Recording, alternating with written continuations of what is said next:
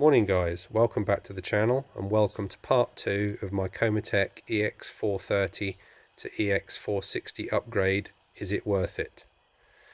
So earlier on I did a little driving video explaining the performance benefits of the upgrade, and now we're going to have a little bit of a look at the components in the engine bay that you get when you move from the 430 to the 460. So the first thing you get, which you can't really see because I couldn't be bothered to take the car apart, is a nice little Pro Alloy radiator which is hiding behind your main intake grille. It sits about a foot behind the grille.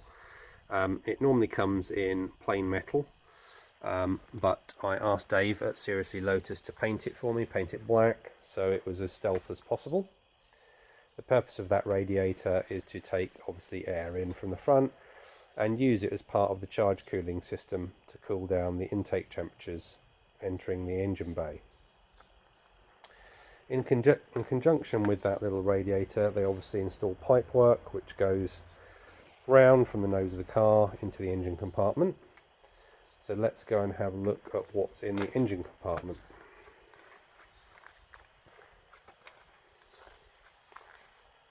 So here we go. So the first thing you might notice is that the supercharger sits a bit higher than it does in the stock car, and that's because the new charge cooler sits below it. You might also notice that I've lost one of my carbon cam covers. I am fixing that later today. The reason why I've lost it is because the supercharger sits higher and it won't sit precisely on the original brackets. I have, however, worked out a way around that. I've cut this bracket down. It only really needs one mount point, to be honest, and I'll be installing my cam cover back later. So the charge cooler, as I just mentioned, sits below the supercharger, and it is this nice black anodized solid billet block of aluminium. Very nicely finished bit of kit. And then just below that, I don't know if you can see it, but down here we have a custom fuel rail, which again is a bespoke piece of equipment produced by Komotec especially for this upgrade. If we move round to the left here, in addition to the large carbon intake, which is part of the 430 upgrade, we've also got a Pro Alloy tank reservoir for the water in the charge cooling system. So how does it perform? Well, it performs pretty amazingly and completely belies the figures on paper. The charge cooling system just really allows the engine to perform to its maximum throughout the rev range regardless of ambient conditions, and it just becomes a highly aggressive, addictive beast to drive. I'm really blown away with the performance increase, considering on paper it just looks like 30 horsepower.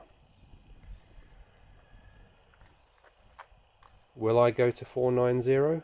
Possibly, but for now this is more than enough for me. It's really, really impressive. Just a few other little bits to note. So you might notice that on the right hand side here we've got our supercharger pulley, but we no longer have a supercharger pulley cover, and that's because it no longer fits because of the supercharger sitting higher. And we've got this nice engraved plate from Dave at Seriously Lotus. In my usual fashion, I've customized it to match the colors of the car. Got my little paintbrush out there with my Humbrol model paints, and some nice little aluminium bolts to match.